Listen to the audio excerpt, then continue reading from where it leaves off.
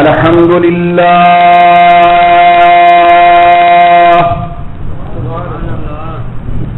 الحمد لله وكفى وسلام على سيد الرسل وخاتم الأنبياء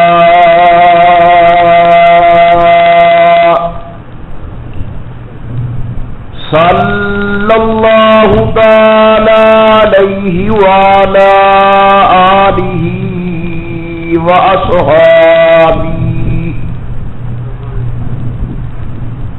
وأصحابه وبارك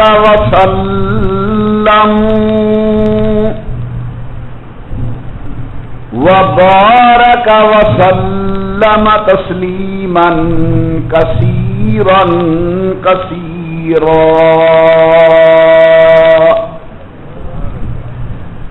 صلاة تكون للنجاة وسيلة ولعلو الدرجات كفيلة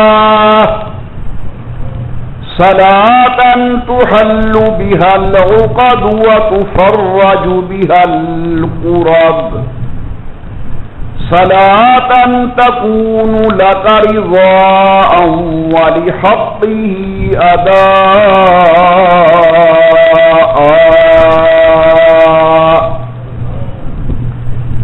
فقد قال الله تبارك وتعالى في القرآن المجيد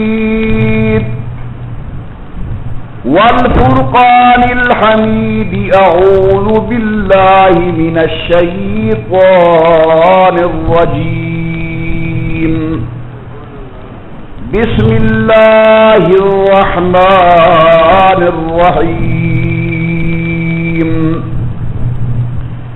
يا أيها الذين آمنوا كتب عليكم الصيام كما كتب على الذين من قبلكم لعلكم تتقون قال تعالى في مقام آخر يا أيها الذين آمنوا اتقوا الله وكونوا مع الصادقين قال النبي صلى الله عليه وسلم من صام رمضان إيمانا واحتسابا غفر له ما تقدم من ذنبه أو كما قال النبي صلى الله عليه وسلم صدق الله العلي العظيم وصدق رسوله النبي الكريم ونحن على ذلك لمن الشاهدين والشاكرين والحمد لله رب العالمين إن التياري الصبا يوما إلى أرض الحرم إن التياري الصبا يوما إلى أرض الحرم بلغ سلامي روضة فيها النبي المحترم ما إن مدحت محمدا بمقالتي لكن مدحت مقالتي بمحمدی اور زباں پر مؤمنوں کے جب بھی ذکر تاجدار آئے تو لازم ہے کہ اس کے بعد ذکر چار یار آئے ابو بکر و عمر عثمان و حیدر باغباں جب ہوں تو پھر کیوں کر نہ باغ مصطفیٰ میں ایک بہار آئے اور اے دل بگیر دامن سلطان اولیاء اے دل بگیر دامن سلطان اولیاء یعنی حسین ابن علی آل مرتضی.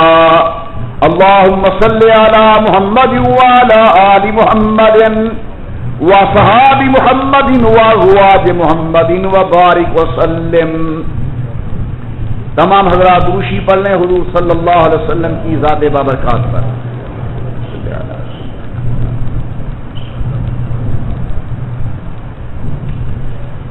اللہ تبارک و تعالی کی بے انتہا حمد و توصیف، سرور کائنات مفخر موجودات، رحمت للعالمین مراد للمشتاقین، امام الانبیاء والمرسلین، حبیب کبریاء احمد مجتبی حضرت محمد رسول اللہ صلی اللہ تعالی علیہ وعلی آلہ وصحابہ وسلم کی ذات بابرکات پہ تحفہ درود و سلام پڑھ لیجیے تمام حضرات محبت و ذوق کے ساتھ بآواز بلند اللہم صلی علی سیدنا و مولانا محمد وعلی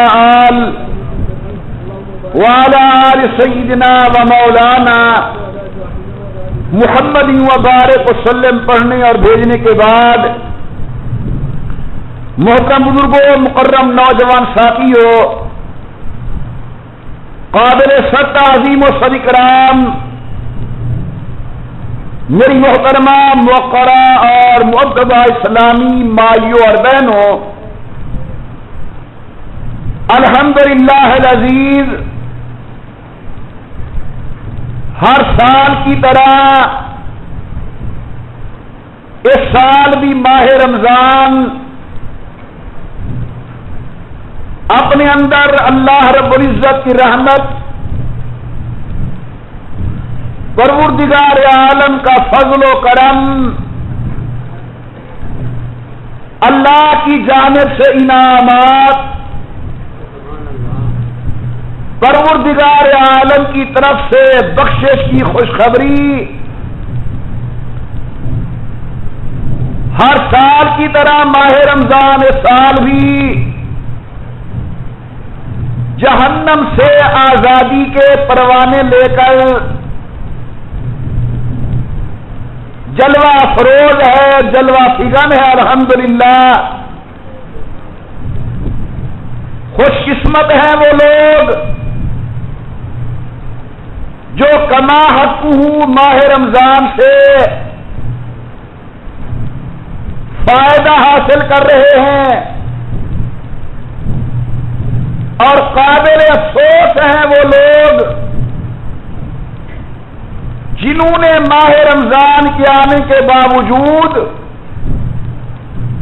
اپنی زندگی کے اندر نیکی کا انقلاب پیدا نہ کیا.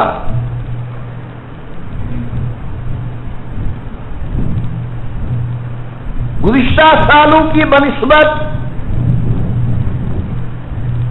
اس سال میں ایک خطرناک تبدیلی دیکھ رہا ہوں. پہلے سالوں کے اندر ماہ رمضان کے آنے کے بعد مساجد میں تراویح کا رش بڑھ جاتا تھا، قرآن کریم کی تلاوت کثرت کے ساتھ شروع ہو جاتی تھی، جمعۃ المبارک کا رش پہلے کی بنسبت کئی گنا زیادہ ہو جاتا تھا. مگر اس سال میرے دیکھنے کے اندر وہ چہل پہل، وہ ذوق اور شوق، وہ جذبہ، تراویح کے اندر ذوق سے آنا، قرآن کریم کی تلاوت کا زیادہ کرنا، اللہ رحم فرمائے وہ چیزیں اس سال مجھے کچھ نظر نہیں آ رہی.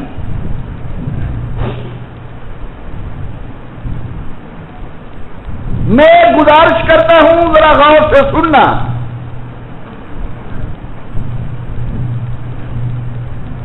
ہمارے والدین، ہمارے آباء و اجداد، ہمارے بڑے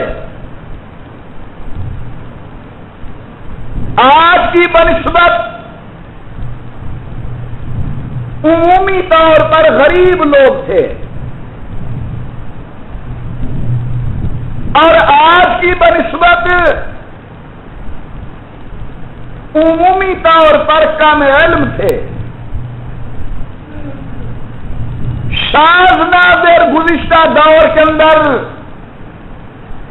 کوئی اعلیٰ تعلیم یافتہ ہو جو آج الحمدللہ تعلیم رائج ہے اور لوگ وابستہ ہیں علم کے ساتھ۔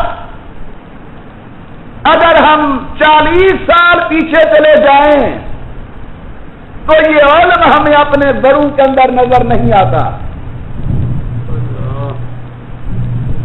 اسی طرح 4 ٹکے جو پروردگار عالم نے آج ہمیں عطا فرمائے ہیں، عام طور پر یہ دولت کی ریل تیل گزشتہ دور کے اندر ہمارے بڑوں کے پاس نہیں تھی۔ توجہ کرنا میری طرف۔ ہمارے اکابر نے، ہمارے دادا نے، ہمارے والد نے،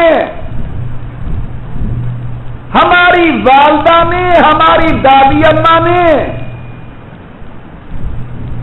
غربت کے باوجود اور کم علم ہونے کے باوجود ہماری طرف 3 نعمتیں اور 3 دولتیں منتقل کی ہیں۔ نمبر 1 کلمے والی دولت، نمبر 2 قرآن والی دولت، اور نمبر 3 نماز والی دولت۔ بے شک ہمیں کلمہ ہماری مسجد کے امام نے سکھایا، ہمیں قرآن کریم مسجد کے مولوی نے پڑھایا، ہمیں نماز کا طریقہ مسجد کے امام صاحب نے سکھایا۔ لیکن میں آپ سے پوچھتا ہوں کہ اس مسجد کی طرف ہمیں گھر سے روانہ کس نے کیا؟ والد نے، والدہ نے، دادا جی نے، دادی اماں نے، یعنی ہمارے بڑوں نے غربت اور کم علمی کی باوجود یہ 3 دولتیں، 3 نعمتیں ہم تک پہنچائی۔ کلمہ ہمارے پاس موجود ہے، قرآن ہمارے پاس موجود ہے، نماز ہمارے پاس موجود ہے۔ میں آج جمعۃ المبارک کے اجتماع میں بنیادی طور پر صرف یہ گزارش کرنا چاہتا ہوں، تمہیں واسطہ ہے تمہارے پیدا کرنے والے اللہ کا کہ جو نعمتیں تمہارے بڑوں نے تم تک منتقل کی ہیں، خود بھی ان نعمتوں کی حفاظت کرو اور یہ نعمتیں اپنی اولاد کی طرف منتقل کر کے جاؤ۔ میں سکول کی تعلیم کا بالکل مخالف نہیں، میں چاہتا ہوں اعلیٰ تعلیم یافتہ ہمارے اپنے ہوں، ماہر انجینئر ہمارے اپنے ہوں، سائنسدان ہمارے اپنے ہوں، اعلیٰ تعلیم یافتہ ہمارے اپنے ہوں، لیکن دوستو جہاں دنیا کے علوم کے اندر ہم خود کفیل ہوں تو دین کا علم بھی تو ہم اپنے ہاتھ سے نہ چھوڑیں۔ کلمہ، قرآن اور نماز جو اللہ نے ہمیں دولت نصیب کی ہے، کم از کم یہ چیز ہمارے ہاتھ سے نہ چھوٹے۔ ہم کلمے کو بھی یاد کریں، ہم نماز کو بھی یاد کریں، ہم اللہ کے قرآن کو بھی یاد کریں۔ اس وقت بڑی تکلیف ہوتی ہے جب اچھی حیثیت کا آدمی، ظاہری طور پر بہترین لباس پہننے والا، اس کی گاڑی کو دیکھ کر لوگ رش کرتے ہیں، لیکن کلمہ شریف اسے سیدھا نہیں آتا۔ جب وہ کلمہ پڑھتا ہے تو لا الہ الا اللہ محمد رسول اللہ پڑھتا ہے، کلمہ صحیح نہیں، قرآن کریم نہیں آتا، نماز جنازہ کا طریقہ نہیں آتا۔ عام طور پر نماز جنازہ کی صف کے اندر کھڑا ہوا آدمی آنکھ سے کونے سے اپنے ساتھ والے کو دیکھنے کی کوشش کرتا ہے، اگر وہ ہاتھ باندھ رہا ہے تو میں بھی باندھ دوں، وہ ہاتھ چھوڑ رہا ہے تو میں بھی چھوڑ دوں، وہ ہاتھ اٹھا رہا ہے تو میں بھی اٹھاؤں، اگر وہ ہاتھ نہیں اٹھا رہا تو میں بھی نہ اٹھاؤں۔ میرے دوستو، میں بحیثیت آپ کے ادنا مسلمان بھائی ہونے کے آپ سے پوچھتا ہوں، کیا یہ مسلمان کو زیب دیتا ہے؟ مسلمان کو یہ بات مناسب ہے کہ اسے کلمہ رسول اللہ کا نہ آتا ہو، اسے اللہ کا قرآن نہ آتا ہو، یا نعوذ باللہ من ذالک اس کو نماز کا طریقہ نہ آتا ہو؟ اللہ نے جو ہمیں کلمے والی نعمت دی ہے، دنیا کی نعمتیں قربان کر دی جائیں کلمے والی نعمت کے اوپر۔ ہم تک ہمارے اکابر نے کلمہ پہنچایا۔ امام الانبیاء سرکار دو عالم نے فرمایا، من قال لا الہ الا اللہ، جس آدمی نے خلوص نیت کے ساتھ یہ اقرار کر لیا کہ لا الہ الا اللہ محمد رسول اللہ، دخل الجنہ، یہ آدمی جنتی ہو گیا۔ امام الانبیاء سرکار دو عالم فرماتے، شب معراج جناب سیدنا جبرائیل نے مجھے بیدار کیا، جگایا، میں اٹھا تو براق میری انتظار میں تھی، میں نے دیکھا براق کی پیشانی پر 2 سطریں تھی، پہلی سطر لا الہ الا اللہ، دوسری سطر محمد رسول اللہ۔ آمنہ کے لال کہتے ہیں میں نے سفر شروع کیا، حوران جنت میرے آمد کے گیت گا رہی تھی، ہر حور کی زبان پر 2 جملے تھے، لا الہ الا اللہ محمد رسول اللہ۔ امام الانبیاء کہتے میں آگے گیا، اللہ کے فرشتے جنت کے جھنڈے لے کر میرے استقبال کے لیے تھے، ہر جھنڈے پر 2 سطریں تھی، لا الہ الا اللہ محمد رسول اللہ۔ آمنہ کے لال کہتے میں جنت کے قریب گیا، میں نے دیکھا جنت کے ہر دروازے پر 2 سطریں ہیں، لا الہ الا اللہ محمد رسول اللہ۔ امام الانبیاء کہتے میں جنت کے اندر داخل ہوا، میں نے دیکھا جنت کے لاٹینوں پر 2 سطریں تھی، لا الہ الا اللہ محمد رسول اللہ۔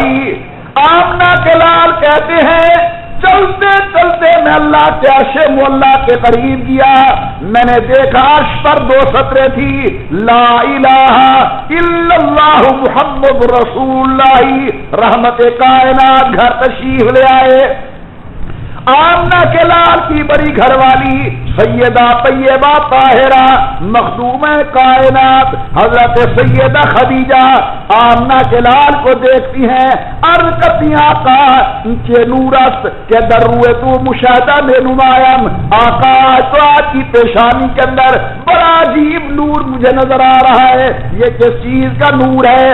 آقا نے فرمایا یہ نور نبوت منس، یہ میری نبوت کا نور ہے۔ خدیجہ بگو لا الہ الا اللہ محمد رسول اللہ۔ اللہ تعالی نے ہمیں کلمے کی نعمت نصیب کی ہے، اور جو آدمی اپنی زندگی کے اندر 70,000 مرتبہ لا الہ الا اللہ پڑھ لیتا ہے، اللہ تعالیٰ اسے جہنم کی آگ سے محفوظ فرماتے ہیں۔ حضرت نوح علیہ السلام جب دنیا سے جانے لگے، اپنی اولاد کو بلا کر 4 نصیحتیں کی، ان میں سے ایک نصیحت یہ تھی کہ بیٹے لا الہ الا اللہ کو نہ چھوڑنا، لا الہ الا اللہ کثرت کے ساتھ پڑھنا۔ میرے محترم دوستو، میری پہلی گزارش آج جمعہ المبارک کے عظیم اجتماع کے اندر ماہ رمضان کے برکات کا سہارا لیتے ہوئے یہ ہے کہ اپنے کلمے کو ٹھیک کرو۔ کلمے کے ٹھیک کرنے کا معنی کہ کلمے کے تقاضوں کو ہم پورا کریں۔ کلمہ جن چیزوں کا مطالبہ کرتا ہے ہم سے، ہم وہ تقاضے پورے کریں۔ زبان سے میں نے کہہ دیا لا الہ الا اللہ محمد رسول اللہ ہے، لیکن میری نظر محفوظ نہ رہی، کلمے کا تقاضا پورا نہ ہوا۔ سرکار دو عالم فرماتے ہیں اگر کسی آدمی نے غیر محرم عورت کے چہرے کو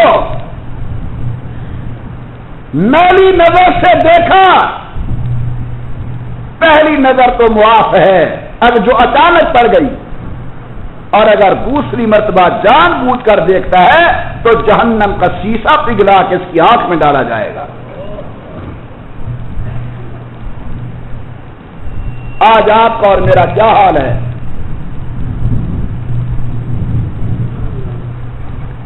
اگر میری نظر سے غیر کی عزت محفوظ نہیں تو میں نے کلمے کا تقاضا پورا نہیں کیا۔ اگر میں نماز نہیں پڑھتا میں نے کلمے کا تقاضا پورا نہیں کیا۔ اگر میں اپنی والدہ کو نعوذ باللہ جھڑک کے بولتا ہوں میں نے کلمے کا تقاضا پورا نہیں کیا۔ اگر والد کے سامنے میں اکھڑ کر بولتا ہوں میں نے کلمے کا تقاضا پورا نہیں کیا۔ کلمہ پڑھنے کا معنی یہ ہے کہ کلمے کے تقاضے پورے کیے جائیں۔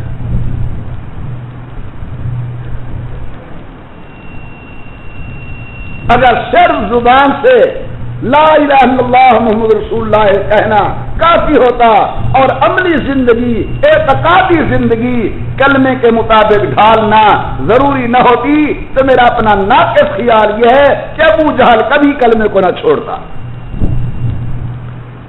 ابو لہب کبھی کلمہ چھوڑ کے ملعون نہ ہوتا، عتبہ عتیبہ شیبہ کلمہ پڑھنے کا انکار نہ کرتے۔ وہ جانتے تھے اگر ہم نے کلمہ پڑھا لا الہ الا اللہ محمد رسول اللہ تو پھر یہ پڑھنے کے بعد یہ گلے میں توس پڑ جائے گا مصطفیٰ کی غلامی کا، ہمارا اٹھنا بیٹھنا چلنا کھانا پینا سونا جاگنا شادی غمی عقائد اعمال بے شراء معاملات پھر کلمے والے محمد مصطفیٰ صلی اللہ علیہ وسلم کی لائی ہوئی شریعت کے مطابق کرنا ہوں گے۔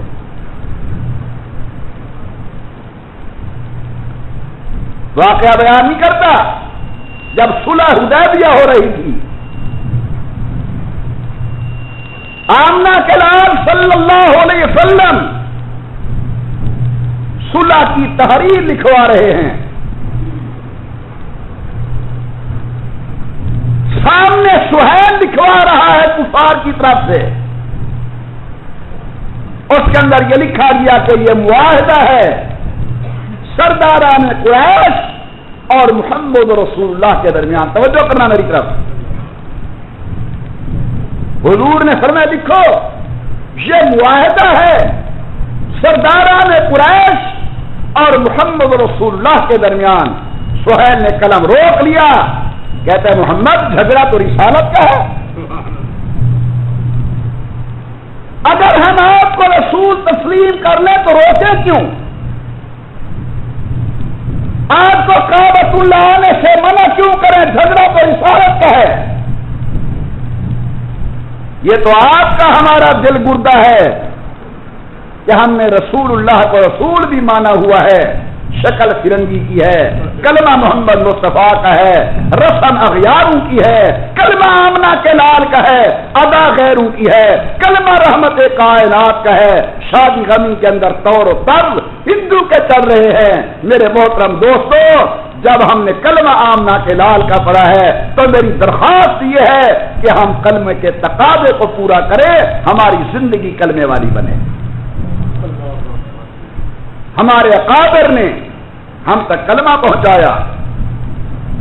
میں اگر شروع کروں حضور اکرم کی ذات اقدس سے، نبوت کے اگر دانت شہید ہوئے تو کلمے کی خاطر، آمنہ کے لال کا چہرہ لولوہان ہوا تو کلمے کی خاطر، میرے پیغمبر کو محمد کی جگہ مسمن کہا گیا تو کلمے کی خاطر، حضرت کا جوتا مبارک خون سے لت پت ہوا تو کلمے کی خاطر، آمنہ کے لال کو مکہ مکرمہ چھوڑنا پڑا تو کلمے کی خاطر، سرکار دو عالم کو طائف کی وادی کے اندر تکالیف کا سامنا کرنا پڑا تو کلمے کی خاطر، حضور کی ذات بابرکات سے لے کر آج تک آپ اپنے اکابر کی زندگی کو پڑھیں، یہ سب محنت کلمے کے متعلق ہو رہی ہے۔ تو کلمے پڑھنے کا معنی یہ ہے کہ ہم کلمے کے تقاضے کو پورا کریں۔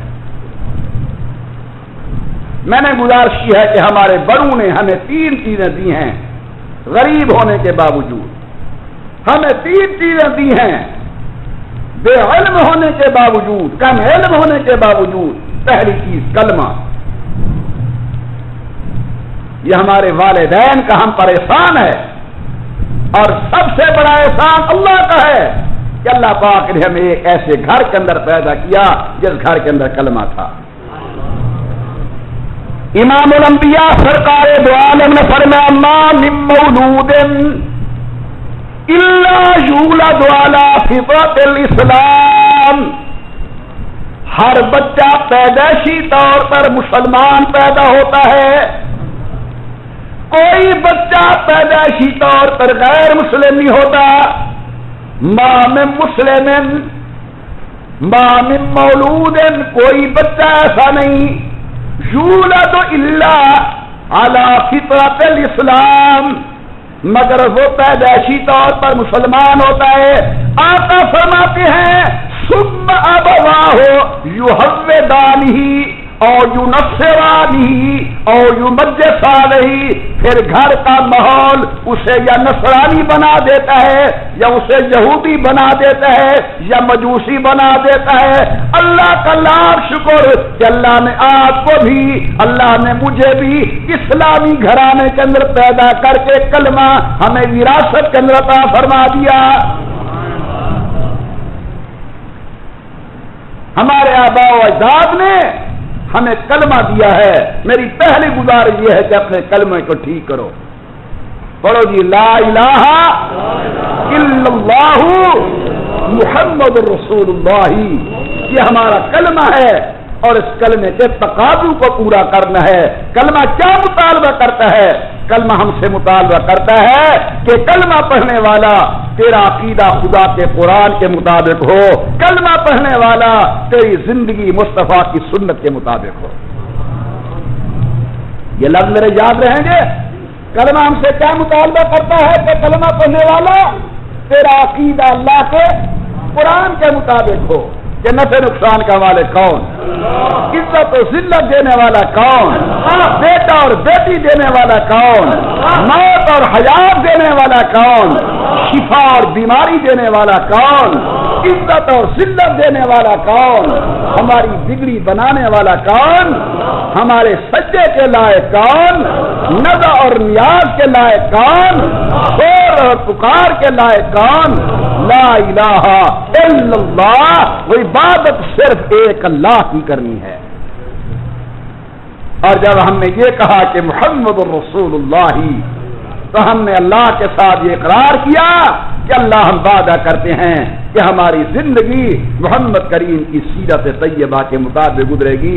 اللہ کا قرآن فرماتا ہے وما ارسلنا من رسول الا لیطاع باذن اللہ، رسول ہم اس لیے بھیجے تاکہ تمہاری زندگیاں رسول کی شریعت کے تابع ہوں۔ اولیاء کبار، بزرگان دین، اللہ کے ولی، جن کے طفیل یہ دین اسلام کے چمن پر بہار ہے، یہ اللہ کے ولی کب بنتے ہیں؟ غور کرنا، ولی اس وقت بنتے ہیں جب زندگی سنت کے مطابق ہوتی ہے۔ ہمیں یاد ہے بچپن تھا، حضرت والد صاحب رحمت اللہ تعالی علیہ کی خدمت کے اندر ایک آدمی آیا، 1 ہفتہ رہنے کے بعد اجازت چاہیے۔ حضرت نے اجازت دے دی۔ پھر میں نے فقیرہ کیوں آیا؟ ہمیں بتایا نہیں، تو نے آیا تھا 1 ہفتہ رہنے کے بعد جا رہا ہے، واپس کیسے آیا تھا؟ اس نے کہا حضرت بیعت ہونے کے لیے آیا تھا۔ پھر بیعت نہیں ہوا۔ اس نے کہا حضور میں ذہن کے اندر یہ بات طے کر کے آیا تھا، اگر کوئی کرامت دیکھوں گا تو بیعت ہوں گا، کرامت نہیں دیکھوں گا تو بیعت نہیں ہوں گا۔ والد صاحب رحمۃ اللہ نے فرمایا پھر؟ انہوں نے کہا 1 ہفتہ رہ گیا ہوں، میں نے کوئی کرامت نہیں دیکھی۔ پہلی بات یاد رکھیں کہ کرامت کوئی ولایت کے لیے لازم نہیں ہے۔ کرامت ولایت کو لازم نہیں ہے۔ بعض لوگ کس سے مشہور کیے ہوتے ہیں؟ اگر یہ ولیو ہوتے جن کی کام سے پچھو من کے دروشی پر ہوتے والا پشت دیکھے بس سمجھو یہ ولی ہے۔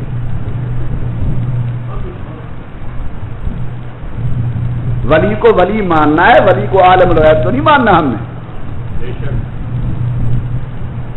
اس نے کہا جی میں 1 ہفتہ رہا، بیعت نہیں ہوا، میں نے کرامت نہیں دیکھی۔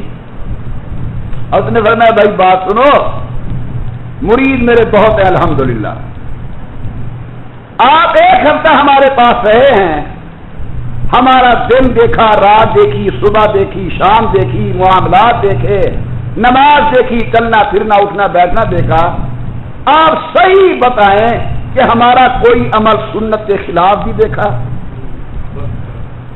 ہمارا کوئی عمل آپ نے سنت کے خلاف بھی دیکھا؟ اس نے کہا جی کوئی عمل سنت کے خلاف تو نہیں دیکھا۔ فرمایا سب سے ولایت کی بڑی کرامت یہ ہے کہ زندگی نبی کی سنت کے تابع ہو جائے۔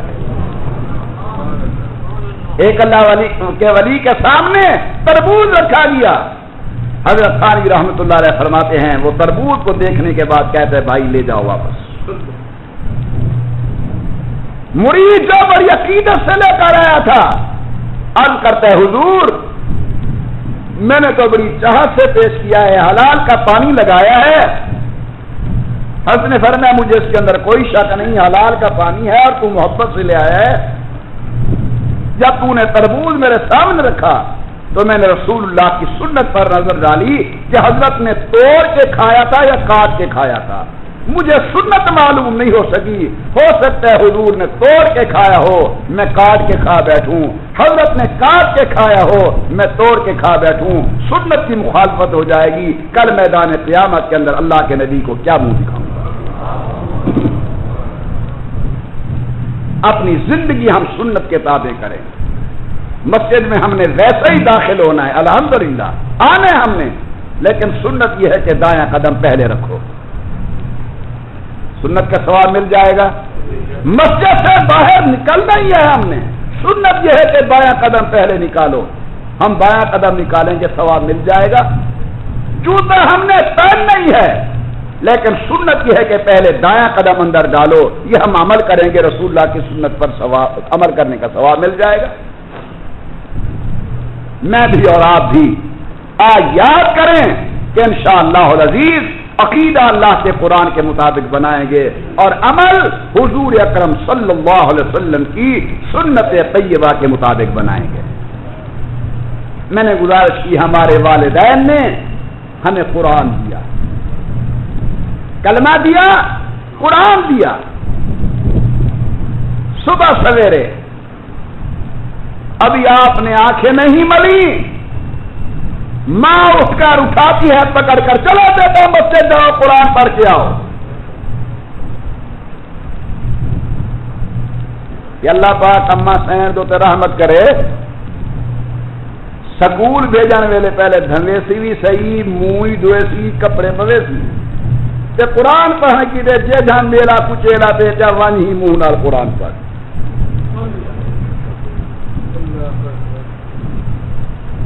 ون قرآن پڑھا. دنیا والے صاف ستھرے لوگوں کو منہ لگاتے ہوں کہ خدا ہر ایک کو گلے سے لگاتا ہے جو بھی آ جائے. صبح سویرے ہماری امی نے ہمارے ابو نے ہمیں مسجد بھیجا قرآن پڑھنے کے لیے. اللہ نے ہمیں دوسری نعمت اپنے والدین کے ذریعے قرآن والی دی ہے. میری گزارش یہ ہے کہ اللہ کے قرآن کو پڑھا کرو.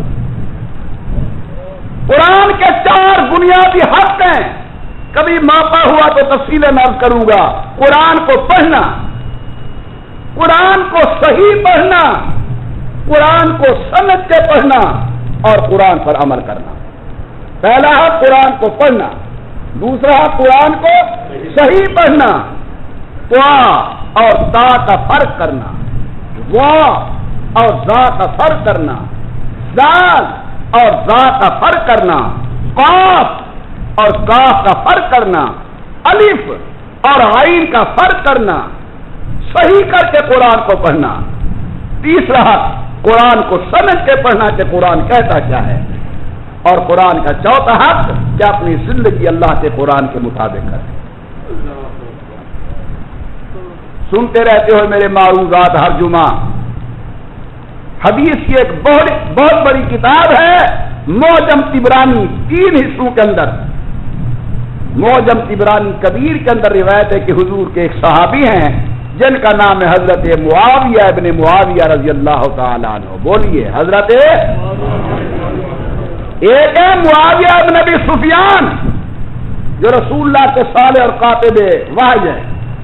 یہ ہے معاویہ ابن معاویہ. حضور اکرم مدینہ طیبہ سے باہر تھے. یہ معاویہ ابن معاویہ فوت ہو گئے. جناب سیدنا جبرائیل بارگاہ نبوت میں حاضر ہوتے ہیں اور آقا عرض کرتے ہیں کہ حضور آپ کے غلام معاویہ ابن معاویہ فوت ہو گئے ہیں، آپ ان کا جنازہ پڑھائیں. کتنا خوش قسمت ہے وہ آدمی جس کا جنازہ سرکار کائنات پڑھا رہی ہو. حضرت آپ جنازہ پڑھائیں. حضور نے فرمایا میں جنازہ پڑھانے کے لیے تو تیار ہوں، لیکن معاویہ ابن معاویہ مدینے میں ہے، میں مدینے سے باہر دور ہوں، دور والے کا جنازہ کیسے پڑھاؤں. شاید غیبانہ جنازہ پڑھنے کا رواج نہیں ہوگا اس وقت. حضور فرما رہے ہیں میں دور والے کا جنازہ کیسے پڑھوں. حضرت جبرائیل نے گزارش کی یا رسول اللہ یہ کام آپ کا نہیں، یہ کام اللہ کا ہے. آپ کے لیے حکم ہے جنازے کی تیاری کریں. حضرت نے تیاری کی. صحیح حدیث ہے معجم طبرانی کی کہ جناب جبرائیل نے دایاں پر مارا، حضرت جبرائیل نے بایاں پر مارا. درمیان کے سارے پردے اور حجاب ہٹ گئے. جبرائیل نے گزارش کی وہ سامنے 4 پائی پر معاویہ بن معاویہ سویا ہوا ہے، جنازہ پڑھاؤ. امام الانبیاء نے جنازہ پڑھایا. جب جنازہ پڑھا بیٹھے تو پوچھا جبرائیل آدمی تو اور بھی فوت ہوتے ہیں، میرے غلام کی کیا خصوصیت ہے کہ اللہ پاک نے بطور خاص پردے ہٹائے اور مجھے حکم دیا کہ میں اس کا جنازہ پڑھاؤں. میرے کوٹدو کی مسجد میں بیٹھ کر میرے معروضات سننے والے میرے نہایت ہی واجب الاحترام و تکریم بزرگوں، بھائیوں اور عزیزوں، حضرت جبرائیل نے یہ نہیں کہا کہ معاویہ ابن معاویہ بڑی برادری والا تھا، معاویہ ابن معاویہ بڑا مالدار تھا، معاویہ ابن معاویہ بہت پیسے والا تھا. حضرت جبرائیل کہتے حضور بکثرت قل هو اللہ احد، تمہارا یہ غلام قرآن زیادہ پڑھتا تھا اس لیے اللہ نے اس کو یہ فضیلت عطا کی ہے کہ درمیان کے پردے ہٹا کر آپ کو حکم ہوا کہ آپ اس کا جنازہ پڑھائیں. ہمارے والدین نے کم علم ہونے کے باوجود، غریب ہونے کے باوجود کلمہ پہنچایا، قرآن پہنچایا اور نماز پہنچائی. نماز ہم تک یا نہیں؟ نماز پہنچائی. اپنی اولاد کی طرف یہ نماز منتقل کر کے جائیں، قرآن اپنی اولاد کی طرف منتقل کر کے جائیں، کلمہ اپنی اولاد کی طرف منتقل کر کے جائیں. بچوں سے سن لیا کرو کہ بیٹا کلمہ سناؤ، بچوں سے پوچھ لیا کرو کہ آج آپ نے قرآن کی تلاوت کی ہے یا نہیں کی، بچوں سے پوچھ لیا کرو کہ آپ مسجد میں نماز پڑھنے گئے تھے یا نہیں گئے تھے۔ بس آج کے جلسے میں، آج کے بیان میں، آج کی تقریر میں سب سے پہلے تو اپنے آپ کو اور اس کے بعد آپ تمام احباب کی خدمت کے اندر میری گزارش ہے کہ ہم کلمہ طیبہ، نماز، قرآن، اس کے اندر پورا دین آ جائے گا۔ کلمہ کلمے کے تقاضے، قرآن قرآن کے تقاضے، نماز نماز کے تقاضے، ان کو پورا کریں، کوشش کریں کہ یہ چیزیں اپنی اولاد کی طرح منتقل کریں۔ اللہ سے میں دعا کرتا ہوں اللہ مجھے، آپ کو، حضور کی پوری امت کو ماہ رمضان کے برکات سے مالا مال فرمائے۔ اللہ ہماری اولاد کو نمازی بنائے، اللہ ہمیں نمازی بنائے، اللہ عالم اسلام کی حفاظت فرمائیں، اللہ وطن عزیز پاکستان کی حفاظت فرمائیں، اللہ ہمارے وطن کو داخلی خارجی فتنوں سے محفوظ فرمائیں، امن، استحکام و سلامتی کا گہوارہ بنائیں، آمین بجاہ النبی الکریم۔